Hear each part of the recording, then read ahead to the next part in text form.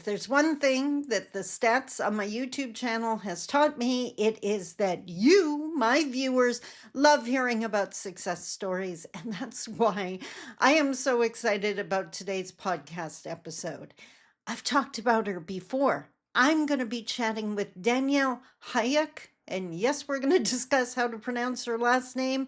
She's the owner of Vibrant Systems. And in the last video where I mentioned Danielle, I shared excerpts from an email conversation we had.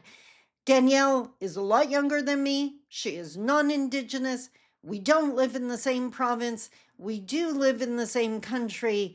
And she is such a wonderful example of respectful conversations with Indigenous people. I cannot wait to have this conversation and to share it with you. So let's get started.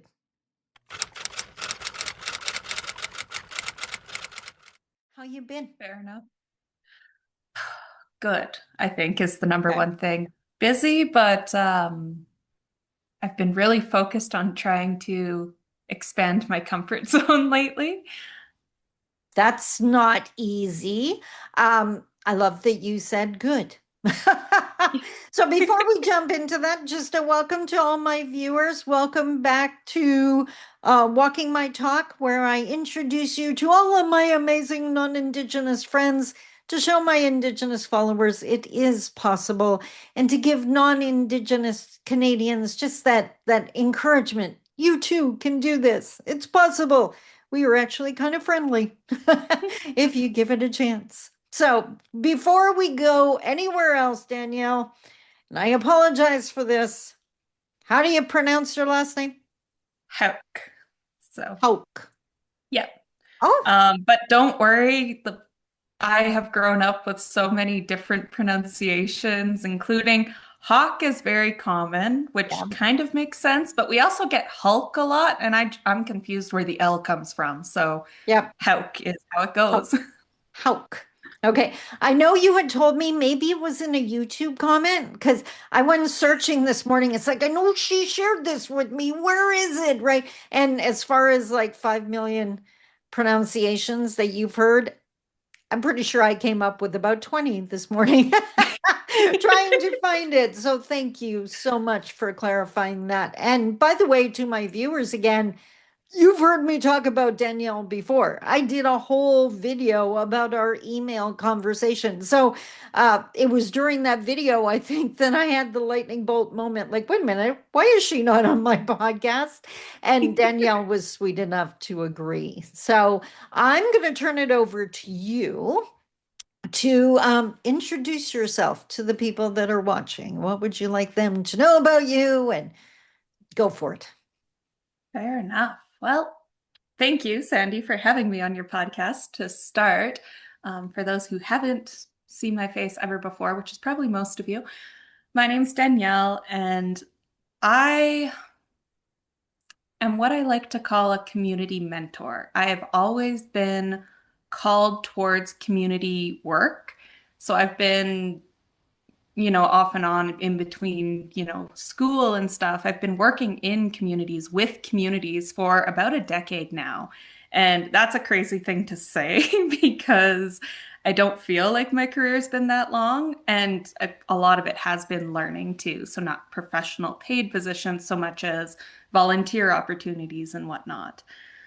But I have always been called to work with community. And as I have stepped into larger and larger capacities in a professional sense, I've really noticed that there are a lot of gaps in current community consultant type work. There's a lot of things that people don't want to touch on that really are what we need to transform in a way that's truly adaptive. And so, as a community mentor, I'm filling those gaps. That's where I want to work because that's the nitty gritty and really, truly, I find it's a very rich area of growth. And so the work I do through my company, Vibrant Systems, is very much focused on helping people build their capacity for connection, for emotional processing and regulation in community, because that's something that is so huge. And I think it's something a lot of us have either never been taught or that we've lost generationally over the years.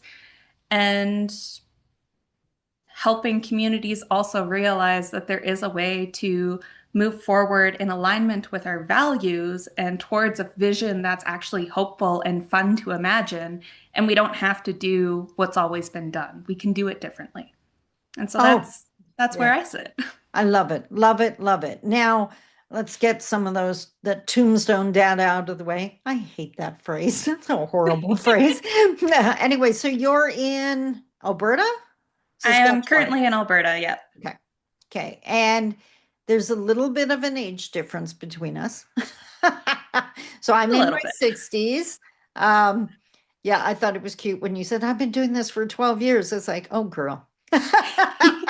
But you know what? I love that at your age, you can already say that because the level of experience and wisdom you will bring with each passing year, like it only grows, right? Like the plants behind me, it just keeps growing.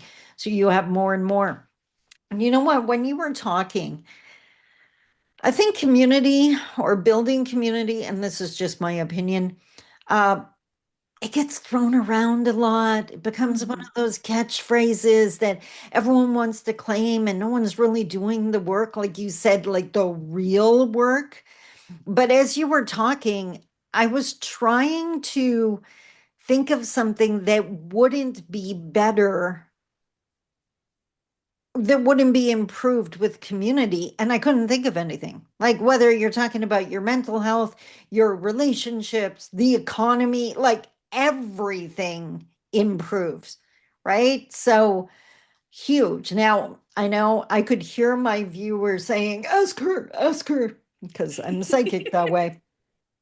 But you mentioned there are some things people don't want to talk about. So I don't want to put words in your mouth. What kind of things do they not want to talk about? I think in general, to start opening this topic, anything that elicits an emotional discomfort, Yeah. people don't want to talk about. So that's a very broad thing, and there are many things that fall into that. I started really the meat of my professional career, I started in climate adaptation. And we all Ah, know that talking about climate change is an emotionally activating topic. People get scared, people get frustrated, people are grieving the loss of our ecosystems, and we should be. But because we've been taught that emotions don't belong in strategic planning, for example, they don't get processed. They don't get it honored. They don't get acknowledged. And so the fear, the grief, and the outrage simmers underneath the surface because they don't just disappear. And then they create blocks towards actually moving forward or progressing in a way that nurtures the systems that we live in, that lives in balance with the world because we're clinging to old systems that are creating the damages we're seeing. yeah. Reconciliation, I'm sure you're well aware of this, is very much so another one of these issues because people feel guilt, people feel shame, grief, outrage, and they don't know what to do with it because there's very few places where, and I'm not going to say this, you yourself are an excellent teacher in this way, and I have been part of your information sessions, and I felt how you were able to hold that emotional capacity.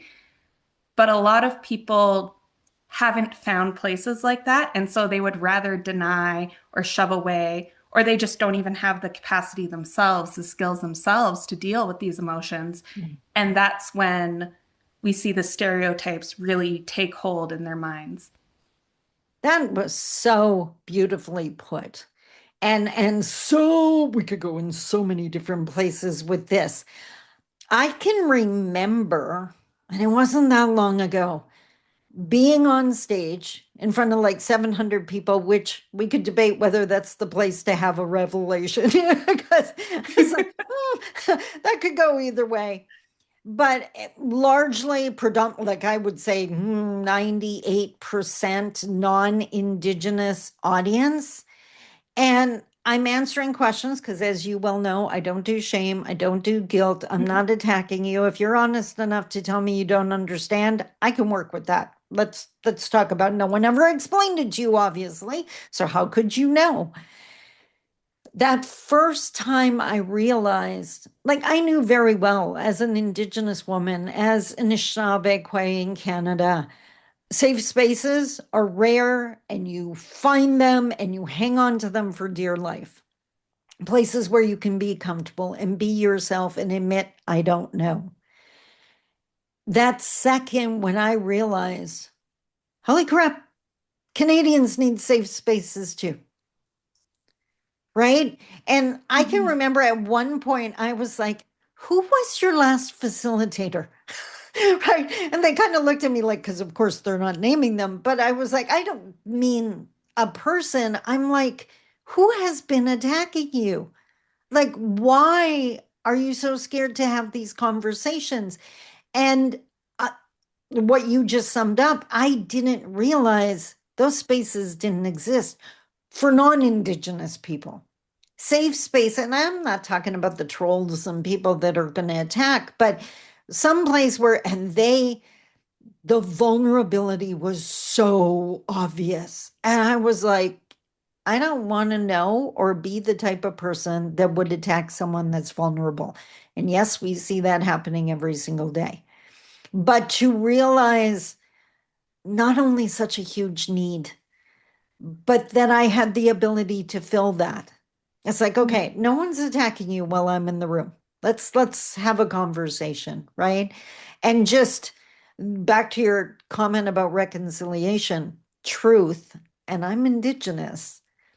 I rarely use that word now because it was pointed out to me by other incredible non-Indigenous friends and colleagues that when they hear the word reconciliation, this I still giggle at it, but I took it as truth. That two things come to their mind. It sounds incredibly uncomfortable, right? Back to what you were saying. And second, it sounds expensive. Right? Like, I don't want to train my stuff on that. That's how I don't see the benefit, right? Like bottom line benefit I'm talking Mhm. about.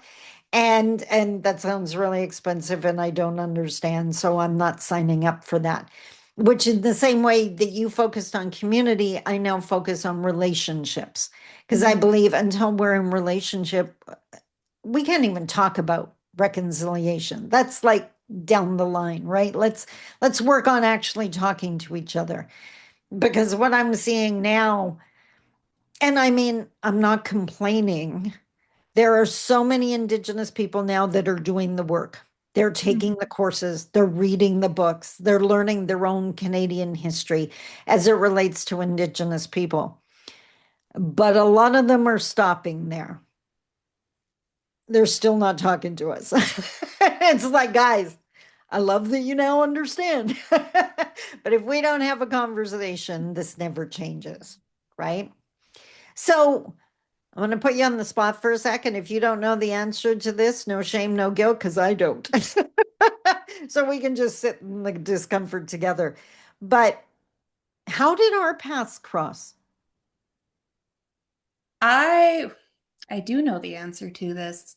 You hosted actually on the National Day of Truth and Reconciliation Yeah, for the Rural Development Network. You were brought in to do a information session on this Indigenous history. That's such an intrinsic part of Canada. yeah, And from that moment, I admired you. But I think it was a couple months later that I got up the courage to reach out to you on LinkedIn and ask to touch base and network a bit. And from there, it's been something that's grown. yeah. Okay, so I love asking that question because from my end, and I'll take responsibility for this, I probably should be better at this, but I get random emails or phone calls all the time. And I've gotten in the habit now of asking, like, how'd you hear my name or whatever? And I am surprised how often their answer is something like yours. I was actually at an event or whatever, or they've been reading my blog posts for like ever.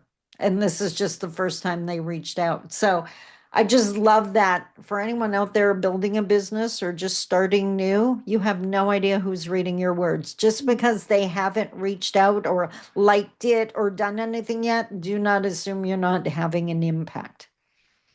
So Mhm. you live in Alberta.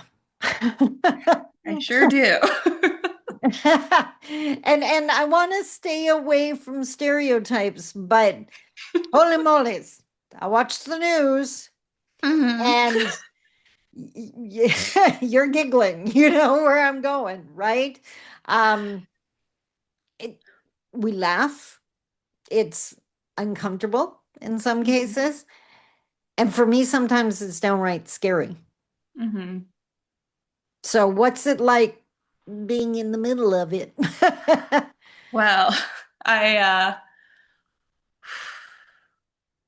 it's hard at times. I'll be honest about that. I've kind of always been a person who's felt like I stuck out. I grew up rurally, and the way I naturally leaned with what my passions were and what my interests were, there were not often a lot of people around me who wanted to talk about those things. And I'm not, you know, lying or trying to toot my own horn when I say, like, I've always cared about reconciliation since I was a little girl. I remember talking to my teachers and being like, that's not the whole story in that social textbook. Like, we're talking about canoes and stuff, right? And it wasn't reflective of the truth. And I just always knew that. And I was always in a position where no one else wanted to hear about the fact that there was so much more. And now in Alberta, and for those who aren't aware, I'm assuming you're mostly talking about the separatist movement that's currently getting a lot of traction. Maybe it's just the entirety of Alberta, which I don't blame anyone for holding stereotypes for that because people do live up to them. Not everyone, but people do. I And think my fear is summed up in two words, Danielle mm, Smith. mm-hmm. Right? So, yeah. Oh, absolutely. Where I was going with what I was saying was that from a little girl, I felt out of place, and now I feel more out of place because Wow. seeing the amount of people who do flock to very divisive, very uninformed perspectives, very fear-driven perspectives, because, I can say they're wrong. I know the history. I've learned, my background's in public health and anthropology, and I know a lot of what's the rhetoric that's being spread is very, very misinformed. And people tend to cling to misinformation when it feels certain and they're scared. Yeah. And so, on one hand, I feel very out of place here. I feel claustrophobic at times. I've considered leaving because there are places I want to go see. And at the same time, I do love the land of this province. I do love what I see as the heart of Alberta. Again, I grew up early. I know how caring people can be. I know how beautiful this province is. And for that reason, when I was asking myself if I could leave, I was like, okay, not yet. I have to try. I have to speak about what I care about. I have to show up for what I care about. And if I'm rejected, then maybe I make my choice. But I have to show up and be willing to tell people that there is an alternate narrative that is not only true, or at least reflects a really, really important aspects of the truth, and it's hopeful. And it's something that can be joyful and connected and worth navigating all the discomfort in order to get to that future vision. Because I think right now, a lot of the politics in Alberta are really playing on fear. And that is what's creating such a deep disconnect. And I know I'm not the only one who feels that. Yeah.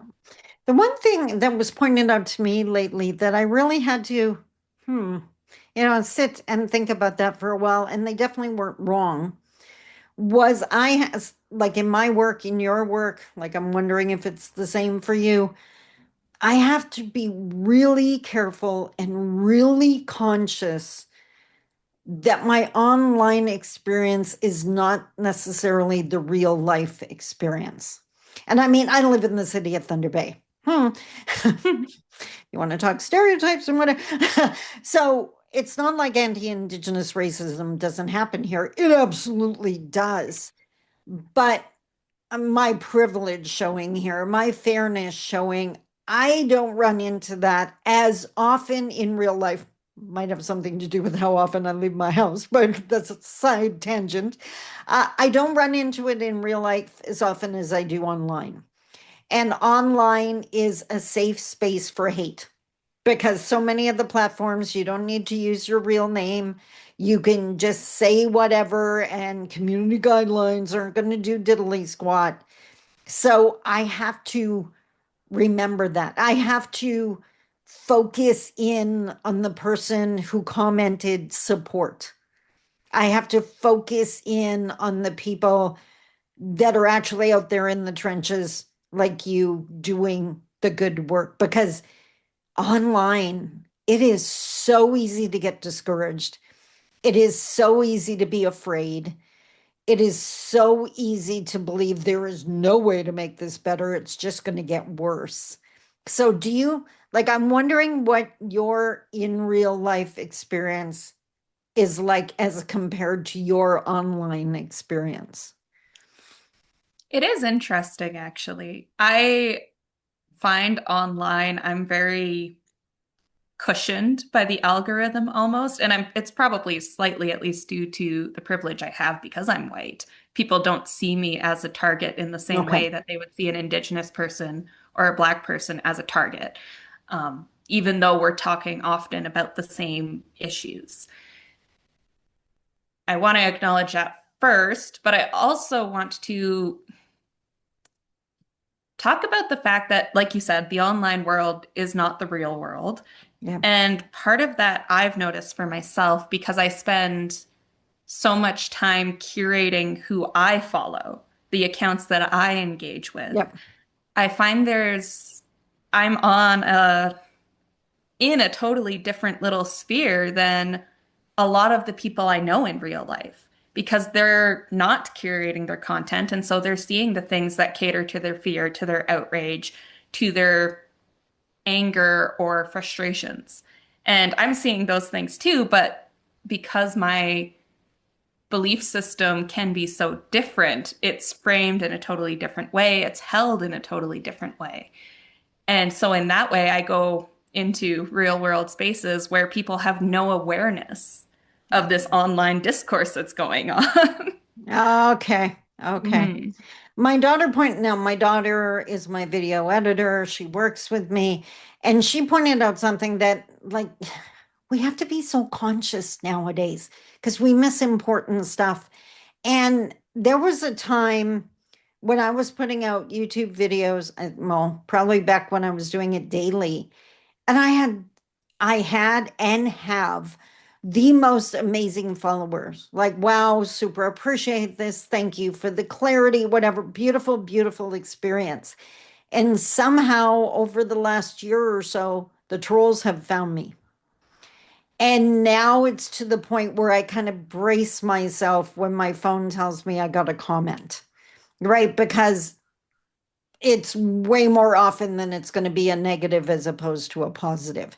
And my daughter was saying, like, whoa, I hate that the algorithm has switched that way for you, and hopefully you find your way back soon. So I had to remember it's an algorithm, right? Like it's not necessarily a real change that's happened. My followers are still there, right? The people that appreciate my work are still there.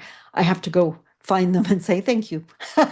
I'm so glad you're still here, right? So yeah. Yeah, you just reminded me of something. You're dodging the sunlight. Trust A me, I'm little going to bit. be Yeah, I might have to just rotate a slight little yeah, bit. I'm going to be doing the same thing in about 2 minutes. So not that I'm complaining at all. So I'm in Northern Ontario. We're definitely Mhm. experiencing not only sun, but some nice temperatures. It's +2 right now. Oh, That may beautiful. sound like no big deal to anyone else. It's heaven to me. So, what's going on in Alberta weather-wise? Oh, we've been having what people, I feel like it's a new term. I don't feel like this term was around when I was a kid, but false spring. So the past 2 weeks have been like gorgeous, even though it's early February. And we're supposed to get a big dump of snow on Monday. So it's gonna reach its end. We're gonna get cold again, but it has been really nice. I was actually out on the deck the other day and I think I got a bit of color on my skin, a little bit of a tan. Um, but I know it's not gonna last, which is why I'm not, again, I'm grateful for the sun coming in today. Yeah. Yeah. And that's kind of where we're at. It's supposed to be nice for several days now. And I'm just soaking up every second of it because it's not going to last. The one thing I've run into this year, actually several years now, because I'm in Northern Ontario, if any place gets snow, they assume we have more. It's just what they run with. And we don't. Like you see, Toronto and Southern Ontario got slammed so many Yeah. times. We didn't. Like we were sitting up here, so we're going to get snow, right? And I think we had one or two storms, but Hmm. nothing compared to what I'm seeing in other places. So it's like, I am in Northern Ontario, but and it may be huge lake effect. Lake Superior protects us pretty good. You go a half an hour out Yeah. of the city, and that's where you see the snow. But yeah, in the city, not. And I'm not complaining at all. So, what do you have coming up? What are you working on? What are your big plans for 2026? That's a good question. Um, well, coming up very shortly, I'm hosting um, a meditation circle this weekend, online, virtual. But that's because I find meditation is a great way to help people access that emotional Yep. regulation. So it is something I try and tie into my content. That's why I have a whole playlist on my channel full of different guided meditations to help people access those different parts of themselves. But I feel like I'm kind of standing on the edge of a cliff. There's a lot of unknowns that I don't see, and I feel like I feel coming in, and I'm very excited about that. There's a potential for actually a new partnership in my hometown, Strathmore, because I've been doing the work, hitting the pavement, talking to people. I connected with a nonprofit that I hadn't known existed before. And so I'm hoping to get to do some work, doing some facilitated workshops with them.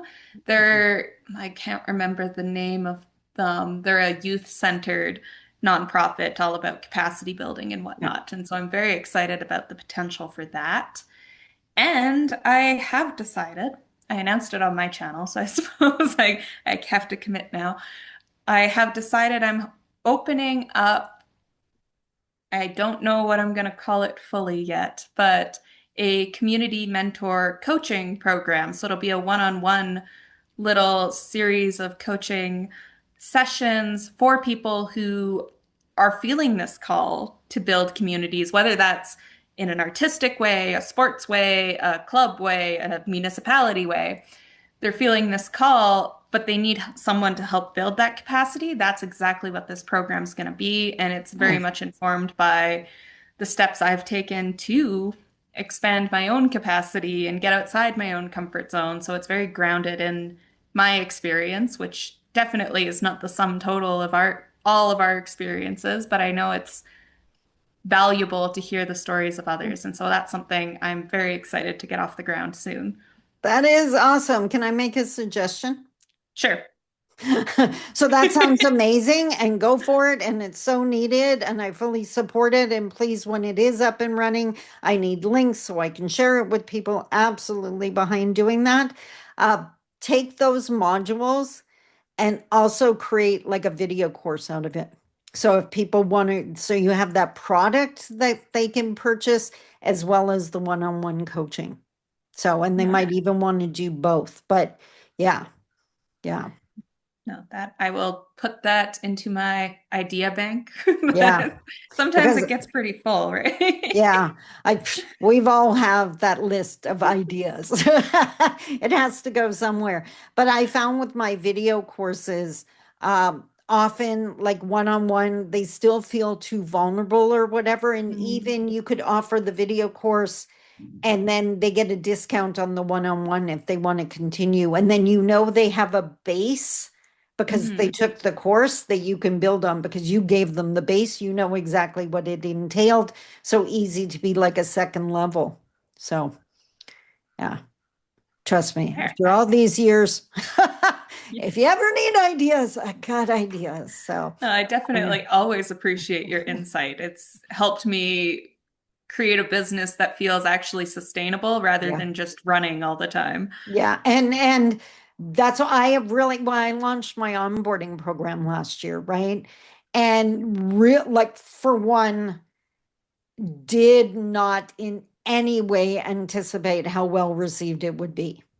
That 90 minutes of foundational content. If you want to work with Indigenous people, watch this kind of thing. And it's sold like crazy. I have so many testimonials about how much they receive it or appreciated it. And from the business standpoint, my bank account didn't mind that. And for me, it was kind of surreal because I started the same way you do, where it was, one-on-one or live. It was Sandy dependent, I used to call it, right? Like if I Mhm. wasn't in the room, I wasn't making money. Whereas, like, I'm just getting notifications they're buying this, and it's like, wait a minute. I kind of like this. And actually, I just created a brand new seminar. I jumped off that cliff you feel you're standing on the edge of. So, and I mean, let's get real here. I think for both of us, with the work that we do, there is, I'm going to be careful how I put this, safer work where it's Mm. more information sharing and here's some steps you can take. And that's valuable and it is needed, not really emotional. And then there's this is going to exhaust you. You do this event, it's going to take everything out of you. And what I was asked to assist with is the very low engagement and attendance rate of Indigenous youth in Mm. community. So I was like, do I have what it takes to do this? Yes. 16 years of knowledge, and because those kids need this. So I'm doing this for them. But as like I'm working with the administrators and the teachers to help them be able to support the youth more. This is not about like I want to make sure they have the environment, the community Mhm. that sustains their success. But as a prerequisite of that seminar, they have to take my onboarding course because what I'm finding is so many people are going into these type of positions and they weren't given the foundational training. So I was able to tie the two together. And because I knew the emotional toll and how not easy this is going to be, my decision was I'm not even attempting that with the group unless they have the foundation. And it became really obvious that several groups did not. So it's like, take this is your commitment. You have to do this course before I get there. And then we're going to build on this. So, yeah. Mhm. So I it's, think that's, oh, sorry. I was just going to say Yep. it's not going to be easy. I'm going to have to be very careful how often I do them because of the Mhm. emotional toll. It is also so affirming, right? Like this is the work. This is where I'm needed. Like I have the ability, now I have the responsibility, right? So, Mhm. yeah. Yeah. I was going to add to that what I've really come to understand and appreciate in a lot of different ways is letting people be willing to be willing. And I think being able to do that onboarding course that you have shows that willingness. And so that when they actually show up in the room with you, that work naturally becomes more meaningful and deeper because they're already willing to do it on some level. Yeah. Yeah. Mhm. The other thing, totally honestly, I was going to say between me and you, and then remembered it's recorded. Between me, you, and absolutely everyone who watches this video, um, it doesn't come with a small price tag. And that's not ego, that reflects the emotional labor. It's like, yes, I will do this, and I will do this with everything I have. But because of the toll, you need to meet me halfway. So they Mhm. agreed to that price tag. They agreed to the pre-work. And yeah, and then I will go in and I will meet you where you are, and we will have, it is very Indigenous centered, more we're sitting in a circle, right? And I'm just sharing with them, and I want to meet them where they are. You don't know what to do. There's no shame in that. Let's admit that. Let me meet you there. Let's brainstorm. I'll give you some ideas, right? If you're frustrated, understandable, not judging, right? So taking my no shame, no guilt, and taking it right back to the roots, right? Mhm. So, yeah. Which Mhm. reminded me of something you said earlier, where you were contemplating moving, but you love the land, you love the landscape, it's home to you.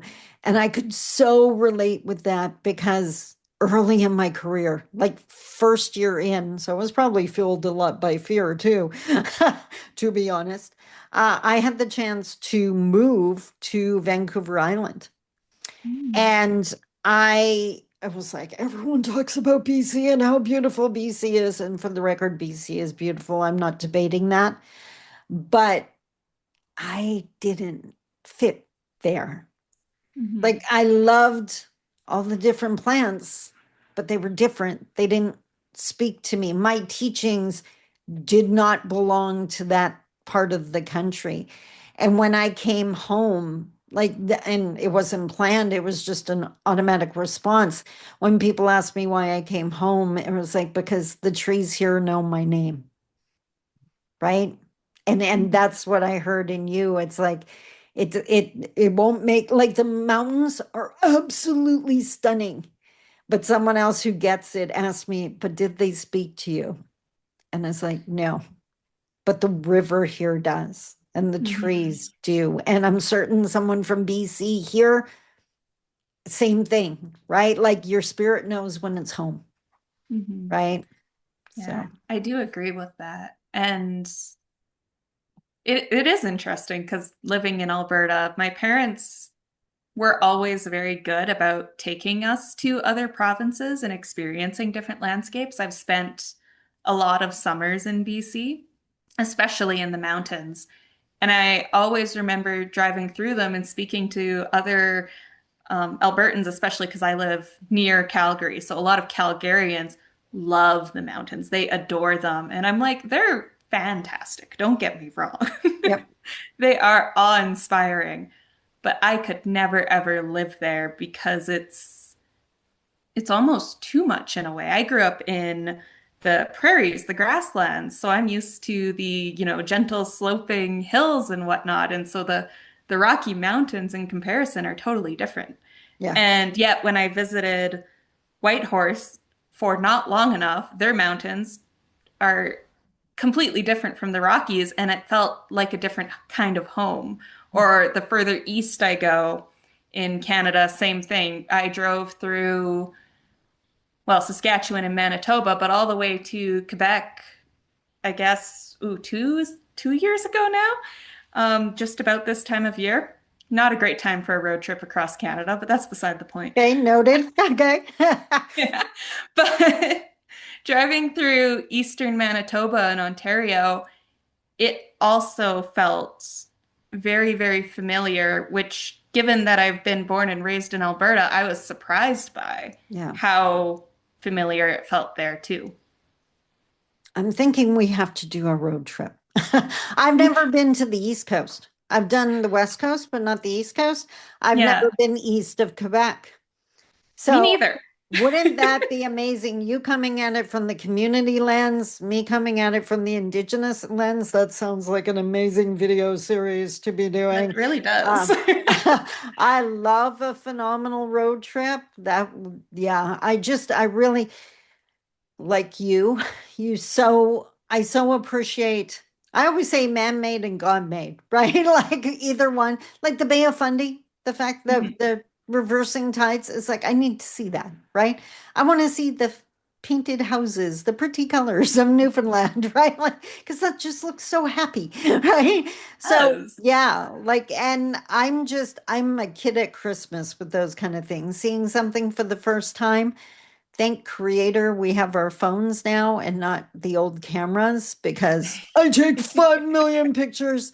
And it's almost like I'm taking a picture and storing it in my brain, as opposed to I never look at it in my phone again, but I remember taking that picture, right? So Mhm. that would be awesome. So That yeah. would be fantastic. So question for you. Um Community, all about Mhm. community. You had mentioned how, and I can so relate, by the way, having a conversation with someone who gets it, or not even if they get it, they're interested in the same topic, is not anything I take for granted, right? Like, I don't, because I'm female and of an older persuasion, like people want to keep asking me cooking questions. I have a kitchen because it came with the house. Like skip the dishes works, right? Like never, not anywhere on my interest radar. I eat because I want to stay alive. Fair. That's about it, right? So, but definitely not a topic of discussion. So again, I hold really close those people I can have those conversations with, even if they're coming at it with a different lens, at least we're interested in the same topic. So the question is, have you found community, or have you built your community? I am in the process of building it. I think for me, it will be a lifelong pursuit. It's funny. I care so deeply about community, and yet it has been a struggle to find my own of like-minded individuals. And like you, when I find someone who does share these interests, I do not take that lightly. Or somebody who shares my values, I do not take that lightly. I I don't know if I would say I have found any community that can fully reflect my interests, but what I've learned in that too is how to, like you said in your workshops, you have to meet people where they are. Yeah. And for me, that's been on a personal level and a professional level, being willing to meet people where they are, where their unique interests lie, and realizing that community isn't necessarily an interest that we share, but it's something that emerges when they can see who I am in my authentic self, and I can see who they are in their authentic self. I've had to really change my perspective of how I engage with people, because some of the people who I love hanging out with the most have zero interest in community building, but I can still appreciate them. And I think for me, my family's been a huge part of that, because Nice. they have helped me expand my perspective of what it means to actually be in community with people who are different and diverse from myself. And I think that's something that I do bring forward in my work too, to really recognize if somebody, for example, wanted to do my community mentorship coaching program, insert future title here, they don't have to have an interest in community building to still be able to do it. They have to have a passion that they care enough about to build community around it. And I don't think I would have come to that perspective if I had been surrounded with people who share the exact same passions as I do. Yeah. What just came to my mind, because you saw it register on my face, um, when you were saying that, is how timely your work is. There are so many people out there scared, lonely, afraid to connect with anyone, Mhm. teaching them how to build community, not around a topic, but in a shared interest in being around other people that are safe, right? Is so needed. I find no man is an island, but a whole bunch of people are trying right now, right? um, what worked for me, or what really shared changed things for me, because I used to struggle with the same thing. I know a lot of people. My inner circle is really small. Uh, they refuel me or help me to refuel, Mhm. whereas I give so much to the rest. What I had to realize was I had to unpack what I thought community was. Mhm. And what I realized was no community, I'm going out on a limb there, maybe it does exist, but in my opinion, no community exists with everyone at the exact same level, right? Like a university community. You have the first years, you have the, the ones that have been around forever. In an indigenous community, you have the babies, the youth, the adults, the elders. So it helped me to realize that I could be in community with someone lot younger than me, and that's still included and held space for my elders to be in community with me, right? So Mhm. that my community would be. And the other thing I love, and I kind of committed to this, it happened by accident, but then I committed to maintaining it. One of the things I've noticed, I don't know if it still applies, but probably years ago, I noticed when my friends on Facebook, right? Any one of us going on Facebook, this is horrible, but it was true. I started looking at people I knew's friends list on Facebook. I could almost tell you their ethnic background from their friend list. And one of the things I love is how diverse my friend list is. It's like name a religion, someone's on there, right? And a bunch of different countries and different practices. And I love that. To me, that's community, the kind of community. I want to talk to the people who can see things I can't, right? Because Mhm. I want the chance to sit and just absorb and listen and learn. And then if they want to see what I see, sure, happy to share, right? So I think we got to be careful. The fear makes us want to tunnel in and Mhm. only find the people that think exactly like us. And I will admit there's certain groups of people I really don't want to spend time with because they make my head hurt. But and guess what? They don't hire me. They're not coming to my seminar. They don't want to be anywhere near me as much as I don't want to be near them. So it's a fair deal here. But I love, I guess if there's the positive side of the internet is that we can have these amazing communities, and it doesn't have to be tied to geography, right? So, Mhm.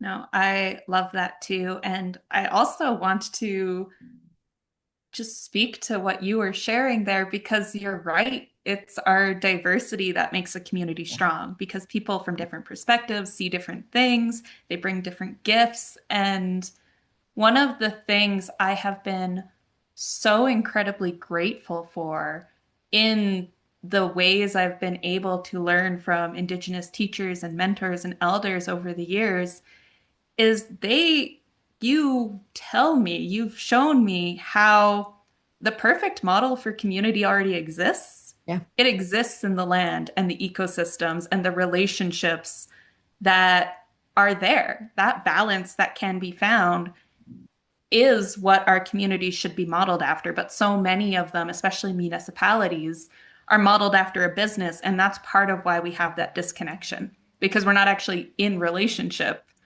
A in those structures as they are. 100%. I always think of the human body too, Like I Hmm. used to say that I will be totally impressed with whomever the day they can design something as interrelated as the human body and all the organs and all the parts. I'm not going to pretend I'm a medical person here, but what we do to our body is exactly what I see people doing to our country. In that one part is having a problem, so we're just going to treat that and we're going to pretend it doesn't affect every other part. And it does.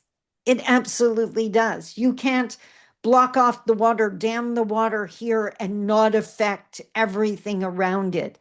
And, or you can't do something today and not affect 7 generations from now. Hmm. And I think it's just convenient for a lot of people. I don't want to think about that. I want to think about what's best for our city, right? I'm on Lake Superior, right? Where we've had several incidents where people on the American side think they can do something with the lake and it's not going to bother us or affect us. It's like, just because it's big, it doesn't mean it's not Hmm. affected, right?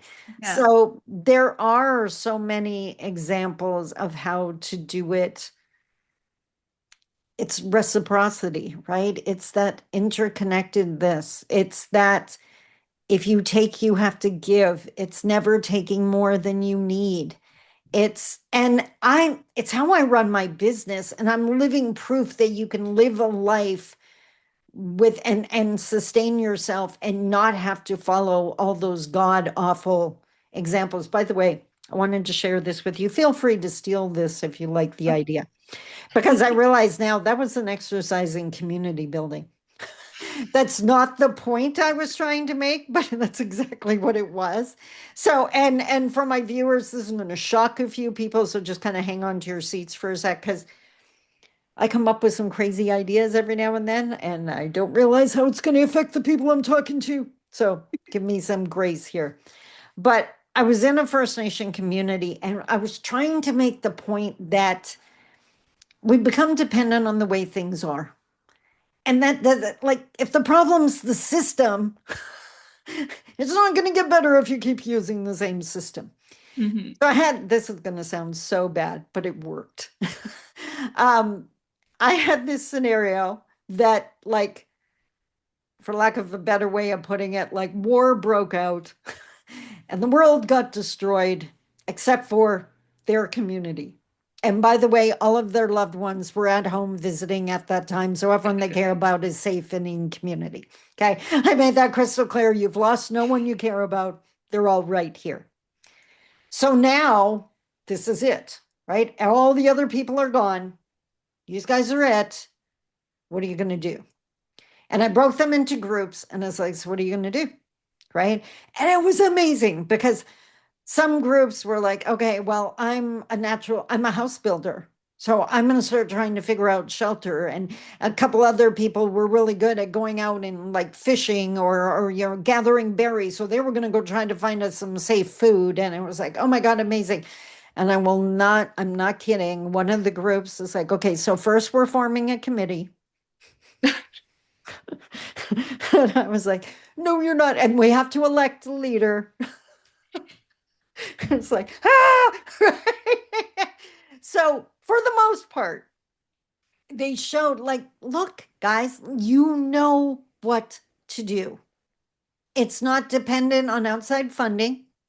It's Hmm. not depending on someone else figuring out. It's the exact same thing in your family or your friend group or whatever. If you want to keep them around, you figure out how to fix it, right? Um, Hmm. then, of course, that brings us back to the reconciliation conversation where it's a big debate if they'd like us around. There's still quite a few people that would just love if we fell off the planet. But yeah, I just thought it was an amazing exercise in when it hits the fan, you know what to do. The other quote I've used for years, and it was just something I noticed, the concept of the bigger enemy. I had made the observation and shared it quite a few times that there's no racism at an AA meeting. I noticed it because a bigger enemy, right? We're Hmm. fighting something bigger than whether I'm the same skin color as you. And I thought, okay, so does that mean, because we're watching a lot of scary stuff happening right now, divides forming, does that mean the fear isn't big enough yet to bring us together? Like we saw by Canadian unified the country to an extent Hmm. we hadn't seen in a long time when no one wanted to be the 51st state. Hmm.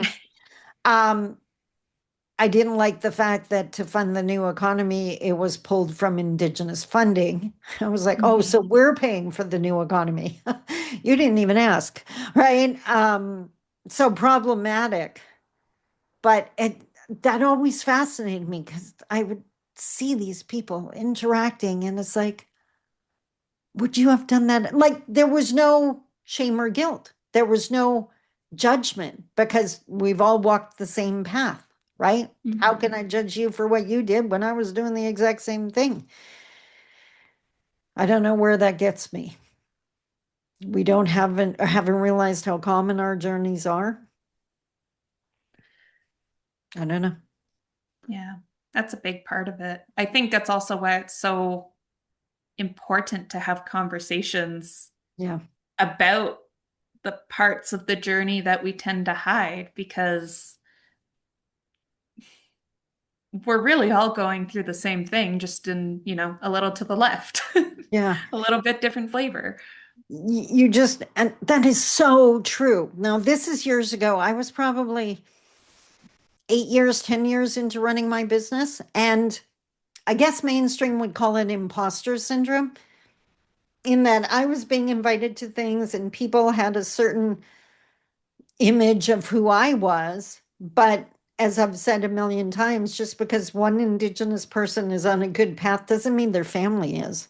Doesn't Mhm. mean their kids or their siblings are. Like, we might still be taking time off work to deal with some trauma or some crisis because healing isn't, we're going to heal this entire family, right? Like, that's not how it works. So that comes with a certain shame or guilt, or at least it did for me. Like, would they still look up to me or appreciate me if they knew, like, I have a cousin in the Stony Mountain or whatever, right? Like, I have other cousins actively active alcoholics, right? So, and I was sharing them with a colleague, a girlfriend over lunch, and she basically did what you just did, was like, oh, honey, let me tell you about my family, right?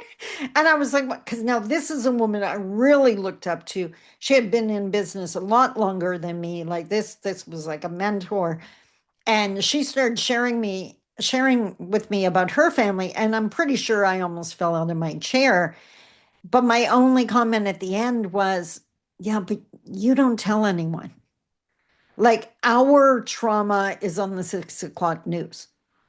Our poverty and Mhm. houselessness is front and center. Um, you know, our family members get drunk in the city park as opposed to in the rec room, right? You know what I mean? So I think it is that conversation that we need to happen, to realize, back to one of the original comments you said, like, if I could go back in time, I now have a time machine. And I go back in time to find the first person who ever thought that emotions don't belong at a meeting or in business or in government or whatever. And I'm going to slap the hell out of them. Because coming from an Indigenous perspective, that literally makes no sense to us. Like, all of me is coming to the meeting. That means Mhm. my trauma and what's going on in the committees, my sense of humor, I'm going to laugh louder than you're comfy with. And if you say something that warms my heart, I'm going to cry in a meeting.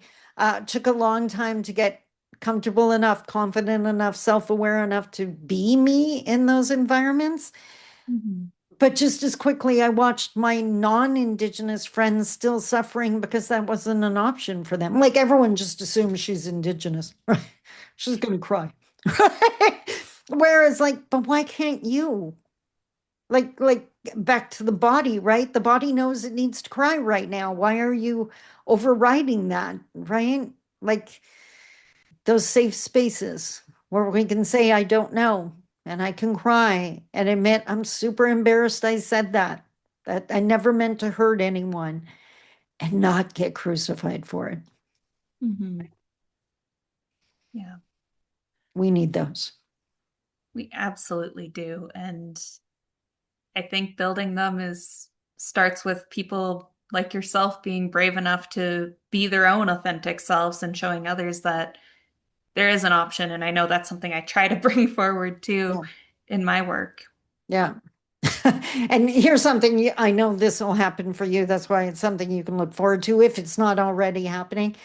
The compliment I get all the time now, especially if I'm working with a younger audience, I will have some young Indigenous woman say to me, how do I be you? The first time it happened, I was like, what? I don't want you to be me. I want you to be you. But what she meant was that confident, that outgoing, that self aware. And I was like, okay, I can help you with that. You can't.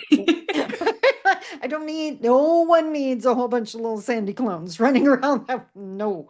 Ask my brother. He'll be the first to explain why that's a bad idea. But yeah, I, I naively thought, and maybe you can make this true. Do me a favor, make this true. Do your part. I naively thought that by the time I got into my 60s and my friend group is in their 60s, that we would have found self acceptance. Like we've been around long enough. It's like, okay, I suck at that and that's okay, but I'm really good at this and I love it and whatever. Only to discover that's so not the case. I know so many people my age that are still trying to fit in a box they never should have got into or be pushed into. So if you could do me a favor, and long before you get to my age, be totally cool with who you are and teach other people to do that so that when you guys hit your 60s, you can enjoy that. That would make me happy. I'll do my best. Just a small little request to leave you with, something I'm sure you can figure out in a couple of days. Oh, 100%. 100%. Our hour is up. Can you believe it? No, it ran so fast, so I knew quickly. it. I knew it. And you know what? I didn't say it before. I should definitely say it more often.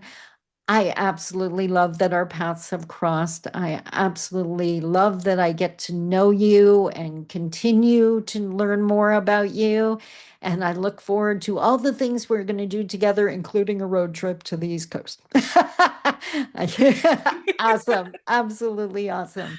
Okay, you take care and enjoy. Now, do you guys have Family Day in Alberta? We do. So I guess, yeah, next Monday is a pretty relaxing day for all It's sorts a, of folk, but I it's won't a, be spending it with my family. So.